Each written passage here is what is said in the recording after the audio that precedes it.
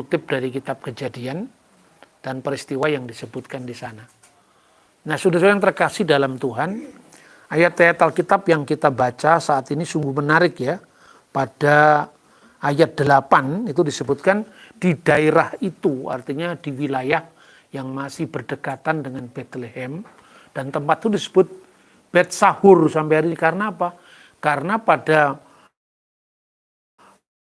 malam hari gembala-gembala menjaga kawanan domba mereka pada waktu malam. Berjaga. Itu bahasa Arabnya sahur. Maka kalau ada puasa Ramadan di Indonesia sahur. Itu artinya berjagalah, berjagalah. Nah, tempat ini tentu dinamakan setelah era Arab ya. Tapi artinya bahwa itu memiliki kaitan yang cukup panjang dengan peristiwa sejarahnya. Seringkali orang bertanya, bagaimana Yesus dilahirkan pada bulan Desember yang adalah musim dingin, apa mungkin itu? Nah, saudara sekarang bisa merasakan, ya kan?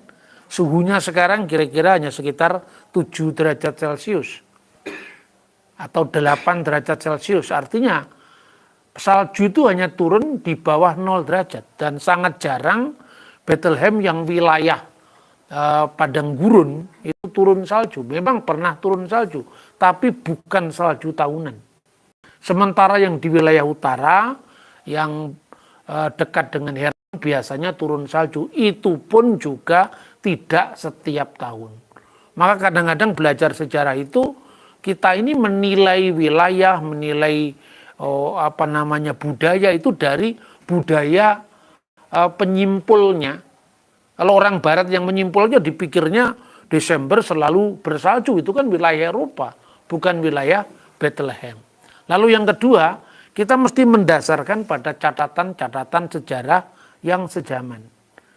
Kita ini kadang-kadang gampang sekali menghebohkan di medsos ya. Misalnya mitos Migdal Eder. Nah, Migdal itu bukan mitos, itu fakta. Karena kalau Anda membaca buku yang merupakan hasil penggalian arkeologi di sekitar Bethlehem, buku itu bisa dipesan lewat Amazon misalnya, karya seorang arkeolog yang lama bertahun-tahun meneliti di Holy Land ini, namanya Murphy O'Connor. Beliau seorang arkeolog yang memang meneliti daerah sekitar Bethlehem ini, termasuk gua kelahiran Kristus yang nanti akan kita kunjungi. Nah, yang pertama, kalau sejarah itu tidak mencatat sumber primer sejaman. Sumber sejaman itu bukan pelakunya langsung, tetapi berkaitan dengan waktu yang sama. Kalau tidak ada itu baru yang namanya sumber sekunder. Satu contoh aja misalnya. Ketika Anda tidak bisa melihat bagaimana catatan-catatan tentang Yerusalem setelah masa perjanjian baru, khususnya Alkitab Matius, Markus, Lukas, Yohanes, yang mencatat runtuhnya bait Allah misalnya. Kita mengandalkan sumber sesudah itu. Misalnya, Yohanes Pembaptis dibunuh dalam Alkitab karena menegur perilaku seorang penguasa saat itu, Antipas, yang menyukai istri saudaranya, yaitu namanya Filipus ya, Filipus istrinya namanya Herodias. Itu kan Alkitab mencatat karena sisi moralnya. Tetapi kemudian ada intrik politik apa di belakang itu yang mencatat Yosefus. Tapi Yosefus mencatatnya itu peristiwanya tahun 90. Dia mencatat peristiwanya tahun 30-an Masehi. Berarti jarak waktunya 60 tahun. Dan dalam sejarah sah. Jadi kalau tidak ada catatan tentang Migdal Eder secara eksplisit dalam Injil Lukas, berarti kita bisa mengandalkan catatan-catatan sesudahnya. Misalnya Misnah. Misnah Yahudi itu kan kompilasinya kira-kira setelah tahun 90 Masehi. Ya. Nah, contoh seperti itu. Maka kita jangan terlalu gampang untuk menilai misalnya Migdal Eder itu mitos. Itu bukan mitos, itu fakta. Hanya ya ini, Migdal Eder itu bukan tempat kelahiran Yesus, tapi tempat Kristus sebagai Mesias dinyatakan. Dan itu ada latar belakang Yahudinya. Ya kan? Yang pertama misalnya di Migdal Eder itu tafsiran dari Targum Yonatan. Bahwa wahai Migdal Eder diterjemahkan wahai Mesias Israel. Berarti Migdal Eder ada kaitannya dengan dinyatakannya Mesias Israel. Kemudian dalam Targum Pseudo Yonatan itu disebutkan tentang kitab Kejadian bahwa Migdal Eder itu tempat Mesias nanti menyatakan diri. Artinya berita tentang Mesias itu disampaikan. Nah, disampaikan kepada siapa?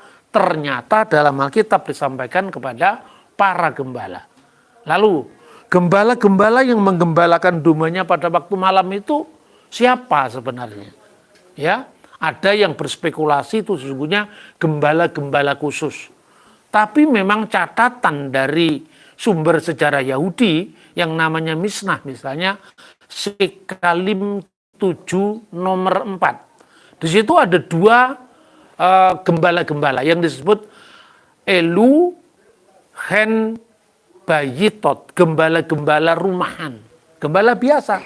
Jadi melepaskan dombanya di batas kota, nanti pada saat malam dia dikandangkan kembali, itu gembala-gembala rumahan biasa.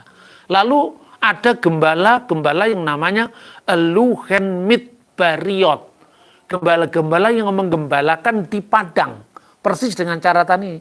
Itu pun ada dua, gembala-gembala yang menggembalakan domba-domba, ternak-ternak mereka di padang, dilepaskan pada waktu musim semi, kira-kira Paskah awal, dan nanti akan ditarik ke dalam kandang mereka, itu selambat-lambatnya pada hujan pertama, atau di dalam kalender Ibrani bulan Markeswan.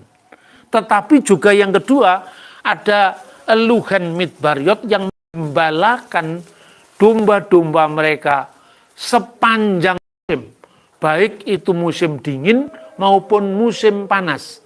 Itu disebutkan di dalam Traktat Beishah 40b. Jadi clear ya. Jadi kira-kira mungkin gembala yang disebut terakhir ini yang disebutkan dalam Injil Lukas pasal 8. Nah, saudara-saudara, hari ini kita berbahagia karena kita mendapatkan tempat ya. Ini kapel utama dan Anda bisa melihat ini cerukan-cerukan gua. Inilah sebetulnya tempat di mana para gembala dulu memelihara domba-dombanya. Jadi jangan lagi berpikir bahwa domba itu berasal dari kayu seperti gambaran kita. Ya, kandang dari kayu itu kandangnya orang Mojokerto, Surabaya. Di sini ya seperti ini. Jadi sebetulnya menutup bagaimana domba-domba mereka, lihat cerukan-cerukan seperti ini. Begitu juga palungan bukan dari kayu, tapi juga dari cerukan batu. Nah, saudara-saudara, saya nanti akan memberikan kepada Anda PPT. Sebetulnya ini bahan ceramah saya di Melbourne, Melbourne Intensive Course on Christian Muslim Theological Dialogue. Tapi nanti akan saya berikan kepada Anda ini. Ini sudah dalam bahasa Indonesia. Jadi bagaimana kita mempertanggungjawabkan hujatan orang yang mengatakan Natal tidak mungkin tanggal 25 Desember. Karena tanggal 25 Desember itu adalah perayaan Dewa Matahari.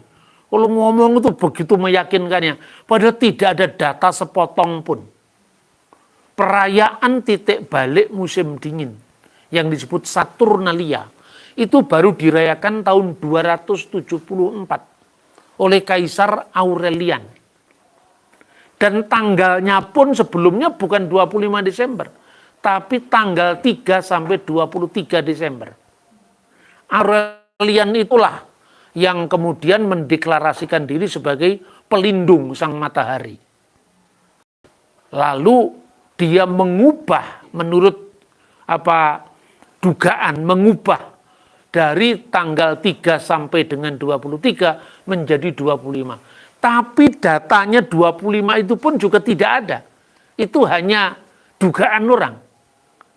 Bahkan mereka sering biasanya ensiklopedia yang menulis hari kelahiran Dewa Matahari itu Natalis Sol Invicti. Kata Sol ternyata juga tidak ada. Itu diandaikan dalam kalender Roma tahun 354 Masehi, kalender 354 Masehi.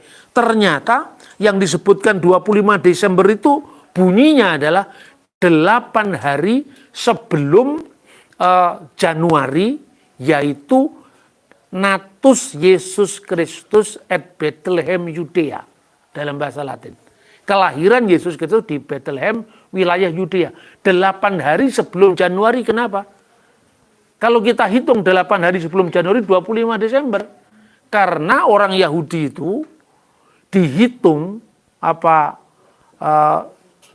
mulai dari Brit Milah, saat sunat, bukan pada harinya. Itulah sebabnya sekalipun Yesus itu dilahirkan tanggal 25 Desember, tetapi tahun barunya 1 Januari. Karena 8 hari setelah 25 Desember. Dan data ini sudah ada jauh sebelum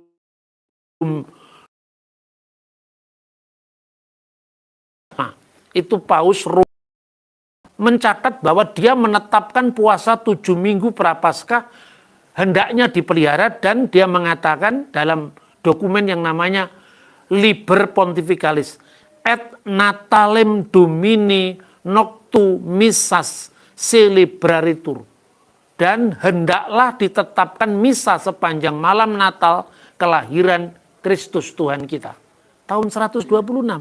Dan waktu itu ditetapkan lagu yang dinyanyikan Lukas pasal 2 ayat 14. Gloria in excelsis Deo et in terra pac hominibus bonae voluntatis. Sampai hari ini pun kita nyanyikan. Itu tahun 126. Yang kedua, kita harus merayakan Natal 25 Desember yang akan segera berlangsung. Itu ditulis oleh Uskup Kaisaria Israel namanya Theophilus. Sangat jelas di situ dikatakan celebrita fuit anonulis viginti quinque di Decembris. Jadi 25 Desember itu tahun 170.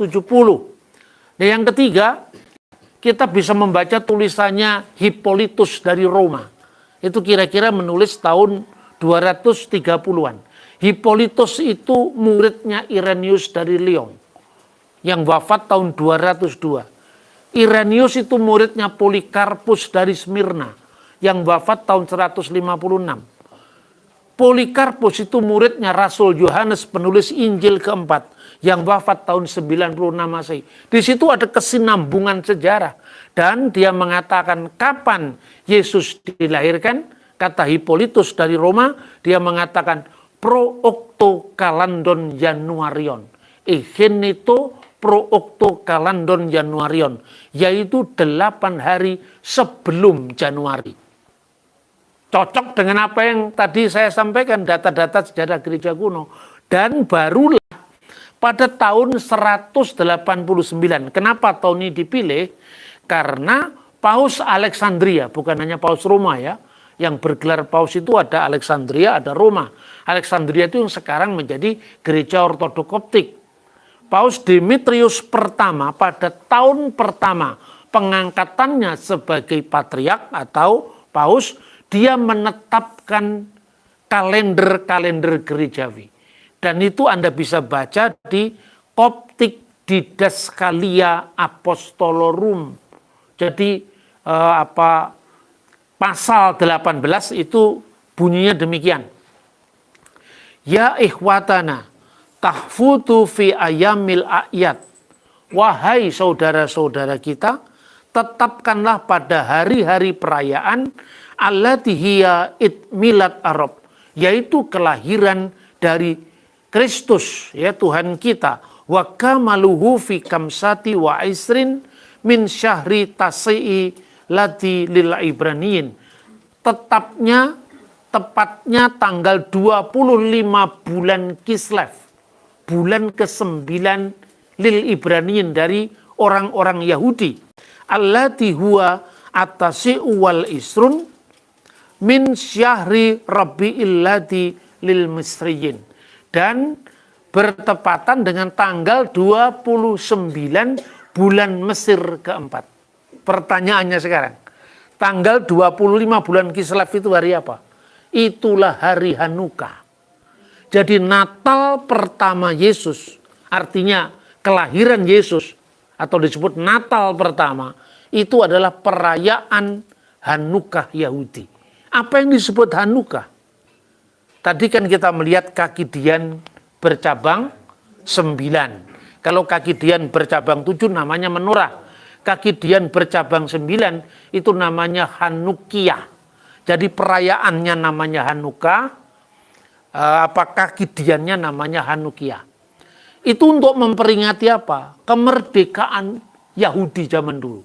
Jadi orang Yahudi secara khusus ya kerajaan selatan itu pernah ditindas oleh Raja Seleukid namanya Antiochus IV Epiphanes pada tahun 167 sebelum Masehi. Bait Allah itu dinajiskan untuk penyembahan berhala dewa Zeus. Lalu terjadilah pemberontakan atau kalau di mata Yahudi perang kemerdekaan yang dilakukan oleh keluarga Makabe. Apa artinya Makabe? Itu singkatan dari kitab Keluaran pasal 15. Mikamoka ba'elim Adonai. Siapakah yang seperti engkau di antara para ilah? Ya Tuhan, maka disingkat Makabe. Pemberontakan itu dipimpin oleh anak-anak imam besar Matatias.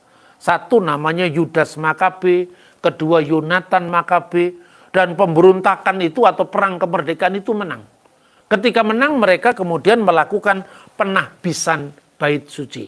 Dan Yesus memperingati itu di dalam Yohanes pasal 10 ayat 22. Sumber kisah ini pertama dari Talmud. Tapi Talmud ini ditulis belakangan setelah zaman Kristen. Tapi sumber tertua yang mencatat itu adalah kitab Deuterokanonika. Khususnya adalah 2 Deuterokanonika pasal 1 dan 2 Makabe pasal 1 dan 1 Makabe pasal 10. Di sana dikatakan kalau menurut sumber tertua ini, karena ini ditulis tahun 100 sebelum Masehi. 150-an lah sebelum Masehi. Itu ditulis begini. Ketika orang-orang Yahudi berada di dalam penindasan, mereka ini hidupnya di gua-gua, tidak sempat merayakan Sukkot atau Pondok Daun. Maka setelah mereka menang, bait Allah disucikan, mereka merayakan Sukkot secara terlambat. Makanya harinya pun 8 hari. 8 hari karena apa? Semini Aseret, hari ke-8 itu. Tetapi kalau kita bisa lihat di kitab Makabe, karena itu maka mereka harus menyalakan ini, lilin setiap saat selama 8 hari. Tapi kalau menurut sumber Talmud, ketika Yudas Makabe itu hanya membawa 1 minyak zaitun, 1 kaleng minyak zaitun yang hanya cukup untuk menghidupkan kaki Dian itu selama sehari. Tapi akhirnya bertahan sampai 8 hari perayaan. Itulah akhirnya yang pertama itu namanya Syamas, itu sebagai sumber. Lalu biasanya kalau dipasang lilinnya itu ya dari kanan ke kiri. Lalu pada hari pertama dinyalakan itu lilin dari kiri ke kanan. Ya, dari kanan ke kiri. Kalau dari kanan dibalik ya, masangnya dibalik. Di lilin pertama, lilin kedua sampai 8 hari perayaan antara tanggal 25 bulan Kislev persis dengan dokumen gereja tadi. Yesus lahir pada hari Hanukkah sampai tanggal 3 bulan Tebet. Bulan Tebet itu sekitar Desember atau Januari. Nah, jadi saudara-saudara, Natal itu bukan sama sekali perayaan Dewa Matahari yang dikontekstualisasikan, kelihatannya ini salah, tapi salah. Karena tidak ada datanya sama sekali. Orang seringkali bikin data, misalnya, bukan bikin data, bikin spekulasi. Sesungguhnya hari perayaan orang Yahudi itu hanya spekulasi saja. Karena hari kelahiran sama dengan hari kematiannya. Mana datanya? Sementara datanya cukup sangat jelas sekali. Dari tahun 120 126, 170, 189, 220 dari Hippolytus. Sementara titik balik musim dingin baru tahun 274. Jadi semestinya terbalik dong. Ada banyak sekali spekulasi semacam itu. Misalnya kelahiran Yesus dari perawan itu sama dengan kelahiran Dewa Krishna dari perawan. Mana ada Dewa Krishna lahir dari perawan? Saya itu sejak dulu nonton wayang Jawa sampai sumbernya Bhagawata Purana itu. Yang dari abad pertama menjiplak tulisan ini dari abad 10 Masehi. Karena orang itu hanya melihat ya, karena begitu viralnya berita ini ke seluruh dunia, maka kita anggap seolah-olah itu adalah kebenaran. Jadi saudara-saudara sangat jelas, setelah para gembala itu menerima berita dari malaikat, dan jangan takut, hari ini telah lahir bagimu juru selamat, yaitu Kristus Tuhan di kota Daud. Karena menurut nubuatan Mazmur, Neum Hashem Ladoni, berfirmanlah Allah Israel ya kepada Adonai, kepada Tuanku. Maka gelar Tuhan untuk Yesus itu sesungguhnya nubuatan mesianik tentang Raja Mesias, juru selamat, yaitu Adonai ya, Ha-Adon di kota Daud. Karena apa? Mesias itu adalah Mesias Raja. Maka disebut Malka Mesiha, Mesias Raja, Mesias Imam, Mesias Nabi. Maka persembahannya mewakili 3 dari orang Majus itu, yaitu emas, kemenyan, dan mur. Itu persembahan untuk raja, imam, dan nabi. Setelah mendengar itu, para gembala yang oleh beberapa orang diduga mungkin adalah gembala khusus yang menyediakan korban untuk bait Allah di Yerusalem. Katakanlah kalau kata orang ini tidak ada dokumennya, tapi pasti itu adalah lebih masuk akal ketimbang ngarang-ngarang cerita tentang Dewa Matahari. Iya toh? Nyatanya bahwa yang namanya Migdal Eder itu sudah dicatat pertama oleh Santo Hieronymus yang tinggal 30 tahun lebih di Bethlehem untuk menerjemahkan Vulgata. Yang kedua, ketika Eusebius dari Kaisarea datang ke Tanah Suci, dia juga mencatat tentang Migdal Eder, letaknya di sini, tidak di mana-mana. Bahwa Migdal Eder itu di situ ada gembala khusus bait Allah atau tidak, yang jelas bahwa di tempat inilah yang secara historis dibuktikan nanti abad keempat ditemukan reruntuhan Migdal Eder yang sekarang ada di sebelah tempat ini, sebelah gereja ini. Dan setelah mendengar berita dari surga itu, ayat 15, setelah malaikat-malaikat itu meninggalkan mereka dan kembali ke surga, gembala-gembala itu berkata seorang kepada yang lain, marilah kita pergi ke Bethlehem. Dari Bet Sahur ini, nama modern, atau dari Migdal Eder, menurut identifikasi dari Santo Hieronymus dan juga Eusebius dari Kaisarea, para gembala itu bergegas menuju ke Bethlehem, yaitu kota raja, di mana gua kelahiran Kristus ditemukan. Pertanyaan berikutnya, kenapa harus gua? Kenapa Yesus lahir di gua? Karena dulu itu pemukiman, setelah itu kemudian ditinggalkan, maka tinggal gua-gua. Nah, nanti kita bahas lebih lanjut, tapi catatan itu hanya sekitar 15 tahun setelah peristiwa penajisan kota suci Yerusalem dan Bethlehem oleh Kaisar Hadrian tahun 135. 10 tahun atau 15 tahun kemudian Justin Martir datang ke tempat itu dan menemukan ada palungan dan tempat kelahiran Yesus. Karena sudah tidak ada rumah lagi, tidak ada pemukiman lagi, secara khusus mungkin karena itu digempur oleh Kaisar Hadrian, dan itu catatannya ada juga dalam buku yang berjudul Historia Romana, ya, dari Dio Cassius. Maka yang dilihat oleh Justin Martir itu tinggal gua-gua dan palungannya.